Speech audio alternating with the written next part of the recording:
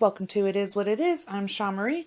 Today's episode is brought to you by my sister from another mother and another father. Her name's Ashley, aka Smashly, depending on how well you know a bitch. And I know a bitch pretty well. She is my best friend's sister, but we are the same age. She is also one of my best friends, but that's how I got to her. I stole my sister's friend, made her my best friend, and hopefully one day she picks an episode so I can ooh and gosh over her, because I will. But yeah, so Ashley is like a sister to me. I have known her pretty much my whole life. She's one of the greatest women I've ever met in my life. And so she picked Ed Gein. So she's also like weird and crazy, which I love. She's into like spiritual shit and like she's just amazing. I love you, bitch. Thank you for listening and picking. So like I said, she picked Ed Gein. So we're going to dive into him. So in his earlier life, he was born in Wisconsin on August 27th, 1906. He is the second of two boys to George and Augusta. Ed had an older brother, Henry, and Augusta hated her husband. He was an alcoholic. He was unable to keep a job. He worked various times as a carpenter, a trainer, an insurance salesman. George also owned a local grocery store for a few years, a little mom and pop shop, but sold the business, and the family left the city to go to an isolated 155 acres farm, by the way, in the town of Plainfield, Washakara County. Fuck off if I said that wrong. Don't mean to. Wisconsin. Anywho, which became the Geins family's permanent residence. Augusta took advantage of the farm's isolation by turning away any outsider who would influence her sons. Edward, depending on how creepy you want to be. I like Ed because it makes me feel like less of a weirdo. Left the farm only to attend school. That was it. Outside of school, he spent most of his time doing chores on the farm like a good little boy. Augusta was crazy religious. And she was a Lutheran. She preached to her boys about, the intimate immortality of this world. The devil of drinking, and oh my God, the devil's in the drinking. That explains it all. And her belief that all women, except for Augusta herself, were natural possessed beings of the devil, which is nice. So I want you to think of the Water Boy's mom. She's the devil. That's Augusta. She reserved every afternoon to read to them from the Bible, usually selecting verses from the Old Testament on death, murder, and divine redemption. So, cute, adorable stories that every child loves. Well, Ed, shockingly, he was shy, and classmates and teachers remembered him as being strange. He would sometimes randomly burst into laughter, which was weird. And then he would tell jokes, and if no one laughed, he thought it was a knee slapper and laughed at his own jokes. To make things worse, his mother punished him whenever he tried to make any friend. No friends at all for little Ed, just his mom. Creepy. Despite his poor social development skills, because he had no fucking social development skills at all. He did pretty good in school. He did better in reading overall than anything else. But some things happen to Ed in life. His daddy passes away. On April 1st, 1940, George died of heart failure caused by his alcoholism. He was 66 years old when he passed. So now it was up to Harry and Ed. So they began doing odd chores around town, helping to help cover the living expenses for the farm. The brothers were reliable and honest. The residents of the community hired them to do odd jobs here and there. Both worked as handymen. And Ed was also a frequent babysitter for the neighborhood. He enjoyed the babysitting and seems to relate more to the children than he did to adults, which does not surprise me at all. Seems how this man has no social skills and children are easier to get along with in an adult conversation when you've had no social fucking life whatsoever. So he enjoyed that, which was nice of the town folk. Harry dated a divorced single mom of 2 and planned on moving in with her. He was worried that his brother's attachment to their mother was not good. When he spoke ill of their mother, Ed would respond in shock and sadness and anger and want to know why his brother is saying such mean things about the most amazing woman who has ever lived. Creepy. Okay, so another sad thing happens to Ed. On May 16th, 1944, the brothers were burning away some vegetation on the property, which I assume is like the grassy area, which is the best smell ever. When farmers around here burn, I fucking love it. Anyway, the fire gets out of control. It's crazy. It's everywhere. And it draws the attention of the local fire department. By the end of that day, the fire having gone out, Ed tells them his brother is missing. Dun, dun, dun, dun. So, with lanterns and flashlights, they form a party. They go on searching, looking for him. They find his dead body laying face down. Apparently, he had been dead for some time. It had been apparent that the cause of death was heart failure, since he had not been burned or injured otherwise. Some say that he had a bruise on the back of his head. The police dismissed the possibility of foul play because the coroner later officially said it was asphyxiation that caused his death from the fire. So that was sad. His brother mysteriously died in a fire with no burns on him. Weird. Okay, so Ed and Mother were now alone. Now, he is also one of the inspirations for Norman fucking Bates. And we're going to go on a Norman Bates tangent just real fast like. So, who's watched Bates Motel? Okay, if you have not, you must. Except for, I will warn you, the first season, I'm going to say the whole first season, you will think at any point in time that this mother and son will bone. I was scared.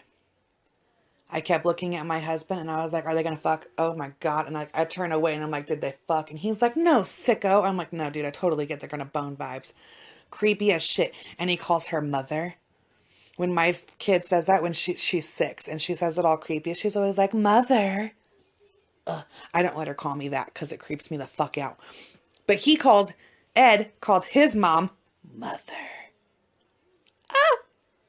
So anyway, Augusta, okay? She has a paralyzing stroke out of the middle of nowhere shortly after her son's death. And Ed, dream fucking come true for him. I assume he devotes himself to caring for her. Devotes himself. He loves Mother. Everything is about him and Mother. Scary. Sorry. Oh, no, I skipped. So, sometime in 1945, Ed encountered his mother visiting a man named Smith who lived nearby to purchase straw. So, he and his mother go to purchase straw from a man. According to Ed, Augusta witnessed Mr. Smith viciously beating a dog. A woman inside the Smith's home came outside and yelled at him to stop beating said dog. Mr. Smith beat that dog to death. This affects Augusta extremely. She is extremely upset by this scene. However, what bothered her did not appear to be the brutality towards the dog, but rather the presence of the woman. Weird, I know. Augusta told Ed, the woman who was not married to Mr. Smith, she had no business being there. She is Smith's harlot. Augusta angrily called to her. And at that point in time, she had a second stroke soon after that. Her health rapidly went down the shithole. She died December 29th, 1945. She was 67 years old. Ed, devastated. Devastated. A guy who wrote a book about him said, and I quote, he lost his only friend, his one true love. He was absolutely alone now in the world. End quote. And literally, people said that at his funeral, he was throwing a fit like a child. Like on top of the coffin and and like the crazy dramatic snot, drool, fucking crazy. He did that. So, that's weird, huh? Oh, I don't want to ruin Bates Motel for y'all. Okay, I won't. Okay, I will. His mama dies, like, at the end. Not of, like, the first season. It's a couple seasons. We have to go through some crazy shit first before we get to the mom dying. Anywho, so there's a big gap I'm leaving empty for you. You're welcome. But mom dies. Fucking creepy Norman. That's his name. Norman, obviously. But he goes to the graveyard, takes his mom, stuffs her, and keeps her as his friend forever. So that's kind of fun. Yeah, fun note. Watch the show. It's a good show. And that's kind of like how they say Ed was like in love with his mama secretly. He loved his mama. Loved his mama. Mama's boy. And she'd always told him everything was the devil. So just that's why they say he did what he did. I haven't told you what he done yet. Anyway. So when his mama died, he held on to that farm. Still earning money from doing odd jobs, weird jobs around town, shit nobody wanted to do, he did. He also boarded up the rooms that were used by his mother. This included the upstairs, downstairs parlor, and living room. Living underneath them while the rest of the house living untouched. Okay, they were untouched. While the rest of the house became a landfill of disgusting grossness. Trash upon trash. Shit everywhere. No one was there to pick up after Ed. So it was just a fucking catastrophe. But those other rooms remain pristine. Like you could eat off the floor. Well, after you dusted it away, but you could. So he lived in a small room next to the kitchen. Very small. Very, very small. Like, it wasn't even like... Okay, so the pictures, I don't know exactly how it was, obviously, but like from the pictures, it looks like the dining room. Like he chose the dining room, like the small little dining room to be his room is what it looks like. I'm going to assume that's what it is. So that's what he did. So around this time, he became interested in reading pulp magazines and adventurer stories. And he particularly, can't even say it. He really enjoyed stories involving cannibalism and Nazis. So like I said, Ed was a handyman and received a farm stipend from the federal government. And that started in 1951. He occasionally worked around local road crews, cropping fields. He did a bunch of stuff. Between 1946 and 1956, in that 10 years time, he sold off 80 acres of his land. That part of the land would have been owned by his brother. So he sold that to get some money. So on the morning of November 16th, 1957, a year after he gets done selling his land, okay, the hardware store owner, Bernice, disappeared. No one knew what happened to her. The residents of the town reported her missing. The store's truck had been seen being driven away. So that was odd because the store owner would not have done that. She would not have left her store like that. It was seen driving away around 9:30 a.m. The hardware store was closed the entire day, which seemed weird.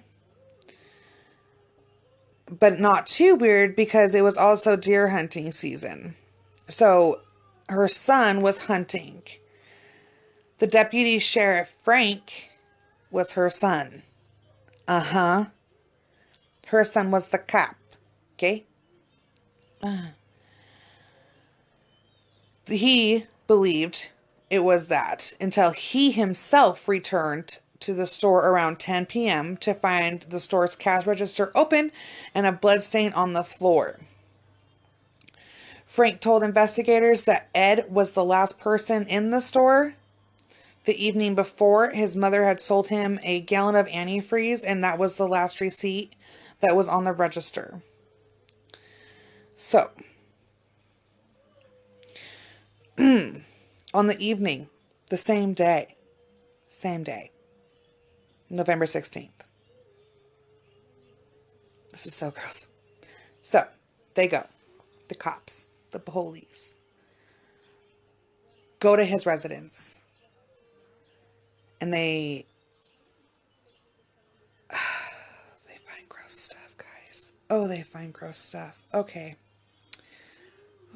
So, they find in a shed on his property her hanging upside down, decapitated, with her legs in a crossbar, and attached by her ankles by rope, and her arms behind her back, and she was dressed out like a deer.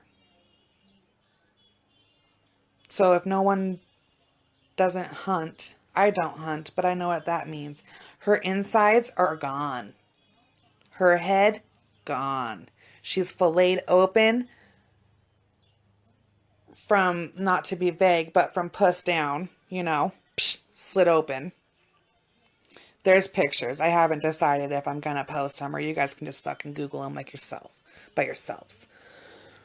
Gross. She had been shot with a .22 caliber rifle, and the mutilations, thank God, were done after she had died. So they see this. He is under arrest. Okay? They arrest him at a grocery store in West Plainfield. Anyway, so they go to his house with a search warrant. Dude. So, they find whole human bones and fragments, a wastebasket made of human skin covered chair coverings, like his dining room table, the chairs around his table, the seat part where you put your bum was human skin. So that was nice. He had skulls on his bedpost on the end. He had people's noggins. He had female skulls, some with the top sawn off. Weird. And he made bowls out of human skulls. A corset was made with a female torso. Oh, God. Skin covered from shoulders to the waist. Leggings were made out of human skin that he would wear. Masks made from skin of female heads. Mary Hogan's face was in a paper bag. Ugh. Her skull was in a box. Bernice, her head was in a burlap sack. Oh, God. Bernice's heart was found in a plastic bag in front of his stove. God. 9 penises in a box. A young girl's dress, which they think she might have been like 15 years old, who knows. A belt made of female human nipples. 4 noses. A pair of lips on a wooden shade. A shade drawstring. That's gross. And his lamp cover was made from skins of human faces. Ew. And he kept the fingernails from women. Oh, God. Oh, God. He even had a wiener necklace. That was so gross. So the artifacts photos were taken of them at the state crime lab, and then they were fucking disposed of immediately. When questioned, he told investigators that between 1947 and 1952, he made as many as 40 nightly visits to 3 local graveyards to exhume recently buried bodies. And he would do it in a dazed-like state. Ew. On about 30 of those visits, he came out of those days while in the cemetery and said, "What the fuck?" and left. And would go home empty-handed. On other occasions, he'd stay in that daze and dig up them bodies. Usually middle-aged women that he would check out the newspaper. He would look at the obituary. And a lot of them resembled his mother. Ugh. And he would take their bodies home. God. Ugh, where he tanned their skin to make his woman's suit. Like he had like the suit of like a woman. Very nice. This is how he became known as either or the Butcher of Plainfield or the Plainfield Ghoul. He admitted to 9 graves from the cemetery that he could lead them back to and show. They only opened up 3 of the grave sites to see if he was full of shit or not. Turns out, Ed wasn't full of shit. There was nothing up in those. And one of them just had random parts in there. Like he took what he needed while there and then like tossed the rest of the body back in the coffin and put it down. One lady, her bones weren't even like, he didn't even bother putting her back. You like put her on the top. She was like fresh underneath the dirt. He didn't even care. It was horrible. Absolutely horrible. So like I said, they only did 3. And like the lady, she was only 2 feet. So that was horrible. He would do this soon after the funerals. Like when everybody would leave and you would leave your loved one where you just laid them to rest. The hardest thing you've ever done in your life.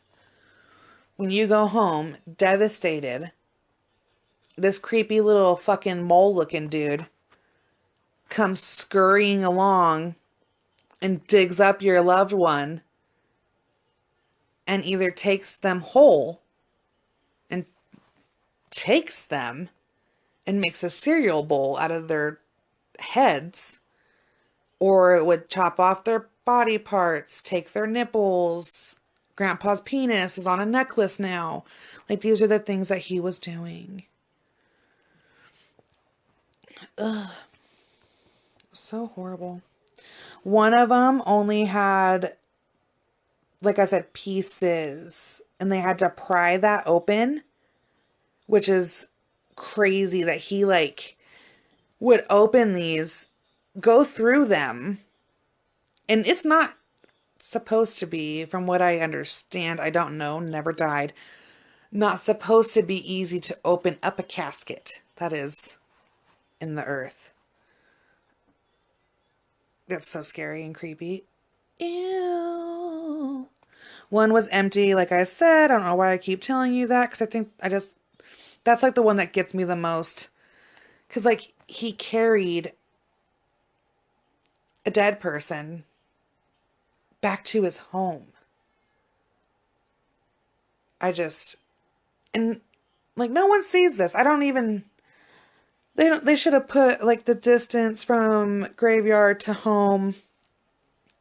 Because I don't know. I think I might have felt better about that. I don't know why, but maybe I would have. Soon after his mom died is when he began creating the woman's suit. So that he could become his mother and literally crawl into her skin. He said he did not have sex with the bodies because they smelt too bad. And he was like, I guess, very offended that they were like, Ed, did you have sexual relations? And he said no.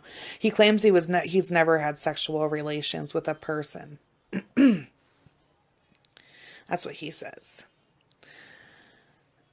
So he admitted to the shooting death of Mary. She's a tavern owner and she was missing since 1954. And her head was one of the ones that was found in the home. But he later denied any memory of her death. A 16-year-old who was friends with Ed. The parents were friends with Ed, who attended ball games and movies with him. The 16-year-old reported that Ed had kept shrunken heads in his home when the kid got into the home. It was a local kid he hung out with. which I guess was normal. Nobody really thought it was weird that he hung out with children because they were like, Ed's just different. Well, that kid was like, hey guys, Ed has shrunken heads in his house. And he said that they were relics from the Philippines, sent by a cousin who had served on the islands during the World War II. Upon investigating by the police, they were determined to be human facial skin, carefully peeled from a corpse and placed by Ed. Ugh. So he was literally shrinking people's head, like the skin, and like making little heads out of them. So he was very crafty. Ed was. God, that was so gross. So he would carefully peel the faces from the bodies. Like that was like the first thing we do is like we carefully peel that back. And he would wear them.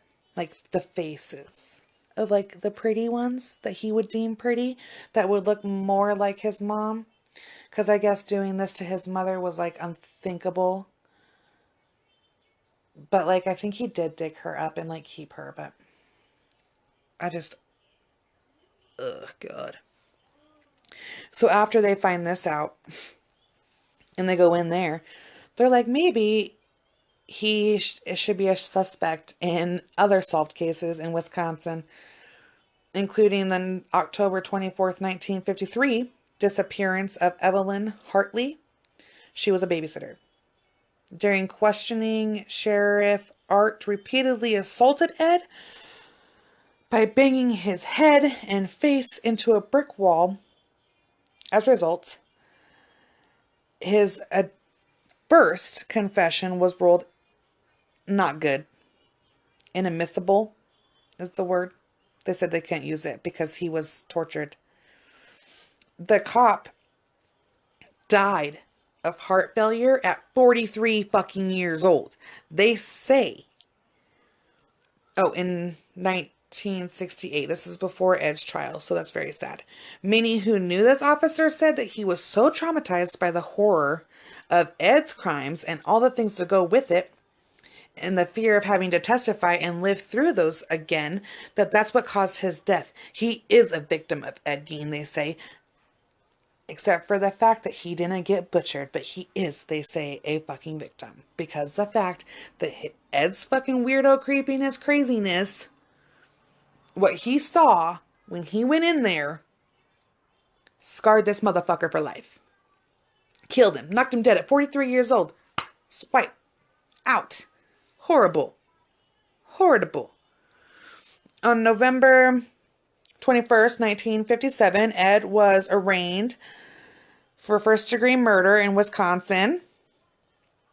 He pled not guilty by reason of insanity. He was diagnosed with schizophrenia and found mentally incompetent to stand trial. So he was sent to Central State Hospital for the criminally insane, now the Dodge Correctional Institution, a maximum security facility in Wanapum, Wisconsin. Probably fucked that up. I am almost 100% sure I did. And he was later transferred to Metatona State Hospital in Madison, Wisconsin.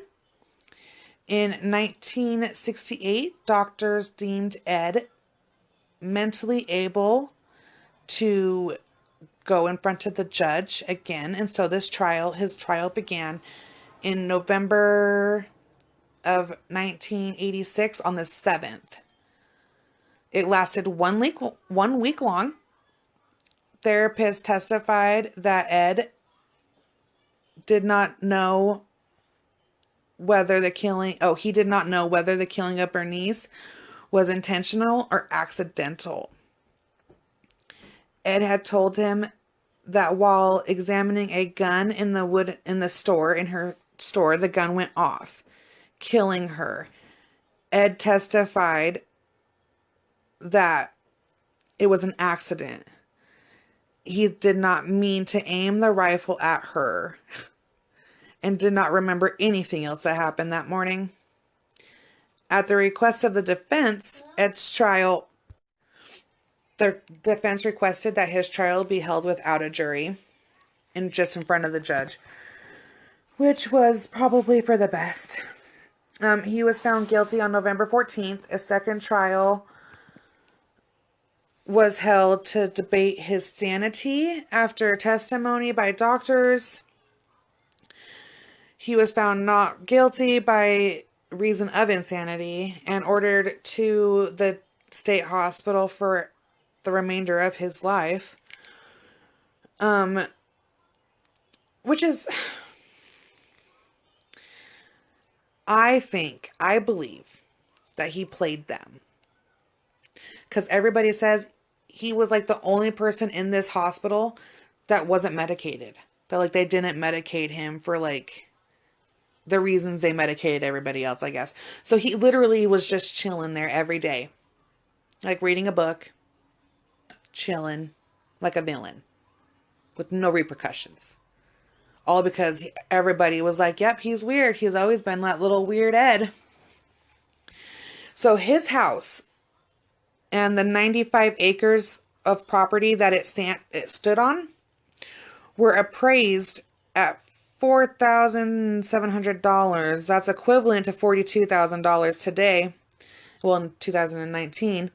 It was scheduled to go up for auction on March 30th of 1958. But early the morning of March 20th, the house and everything within it mysteriously, magically, no one knows what happened, it started on fire. It all came down, all of it, which is insane. The fire marshal reported that a rubbish fire had been set 75 feet from the house by a clearing crew that was tasked of disposing all the trash, and that hot coals from there is what started the fire. So that's horror. It's like it was like a freak accident, like a crazy freak arson accident. I don't know. I think arson is what it was. I personally think that a do-gooder in this town set this fucking place ablaze because they didn't want it to stand.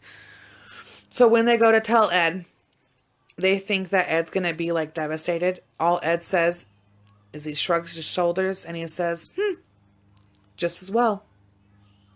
Bam. But Ed's 1949 Ford sedan, which he would use to haul the bodies of his victims, which is nice, was sold at public auction for $700 and $760, which is equivalent to $6,700 in 2019. It was a carnival sideshow operated by Bunny Gibson. And Gibson charged people 25 cents to go see it. Isn't that cheap as fuck? People still, I guess someone did buy the land and like they went through it and did find some things. Like not everything was burnt. Like all the main things, like the big pieces of furniture. There you go. That's what I mean by main things. Like the couch, beds, dressers, that shit. Poof. Mysteriously. Well, Ed, he died in the mental hospital. He had respiratory failure secondary to lung cancer. So, that's sad. He had lung cancer too. He passed away on July 26th, 1984. He was 77 years old. So over the years, people have desecrated his grave. His headstone was actually stolen once, which is fucking insane that someone would actually go there. It was in 2000, it was stolen. literally, someone hacked his fucking headstone off. And it was recovered in June 2001 near Seattle. It was placed in storage back in Wisconsin at the sheriff's department. His grave now is unmarked, but they say that he lies in between his mom and his dad and his brother at the cemetery, probably by his mommy. So, Ed Gein was so fucked up in the fact that he would dig up people and make bodysuits out of women that he inspired some shit. And if you want to know what those are, it is Bates Motel. It is Psycho, the 1960 version, Texas Chainsaw Massacre, The Confessions of a Necrophile, Deranged. That's what it is, Deranged, Confessions of a Necrophile, Hell Motel, the Texas Chainsaw Massacre remake in 2003. The original was made in 1974. I prefer the original.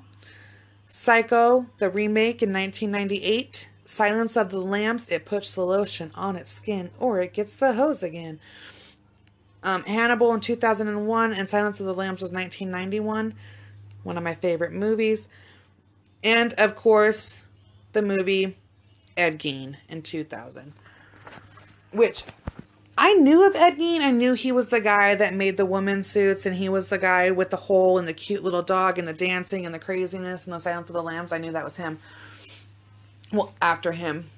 But the Silence of the Lambs has many, many, many, many parts that are inspired by many different killers. So I really never knew much about him until today. I don't believe that he died a virgin. A virgin. I don't know. I think he might have been a dirty birdie and got down with dead bodies. Even though he says he doesn't mean it's true, you know? I don't think he was the most honest of folk. But, like, there was even a spoon and a fork that were made out of, like, I think they said, like, the leg bones. Like, a part in your leg was, like, the handle. Oh, my God. He was literally eating out of people's heads. And, God, I just don't know, folks. Why do you want that? Like, okay, have you seen, what the fuck is that movie with the big bird? Jeepers Creepers. Okay? Where, like, the belly button or whatever is, like, on the lamp or the wallet or whatever the fuck it was on. That's what it's like. Ugh! I don't even know. But imagine how, like, even though it is gross, okay, and I get that these are deceased people, your craftsmanship and your art skills are pretty much on point, bro. Like, I don't think that human skin would be the easiest to work with. And the fact that he made seat covers, lamp covers, outfits, mannequin, like a mannequin that people sew onto. He made one of those out of a chick's body. So, like, he was really good at keeping the skin, like, doing the leathering process of skin. So that, I think, is hard. So, I mean, it's not like he was talentless, I guess. But hopefully you like this, bitch. I love you. And I miss you. She lives far away. So I miss you. I love you. Hopefully I did you justice and you liked it. If not, lie to me anyway. And then for the rest of you guys can suggest and all that fun stuff. I have a special, I'm not going to say names or nothing, but he is my first Twitter. And he recommends a show. And so I'm going to do his show as well. I don't want to say his name or anything because I don't want to give it away, even though I guess he listens, so he'll know. But boo, you're next week. I love you. He was my first tweet, guys. He tweeted at me for the firstest time. He popped my Twitter cherry, so I figure I must do his story. But smash, I hope you love it. I love you. And the rest of you guys, like I said, follow me on Instagram at itiswhatitis. Pod19, that's all together on Twitter at itiswhatitis208 because that's where I am from. on Facebook and YouTube at It Is What It Is, a true crime podcast. And if you guys recommend, I give you the cute little shout out, and then I do your story in my own lovely, lovely way. And so, yeah, peace out. Hopefully, you guys have a good week and keep it legit. Bye.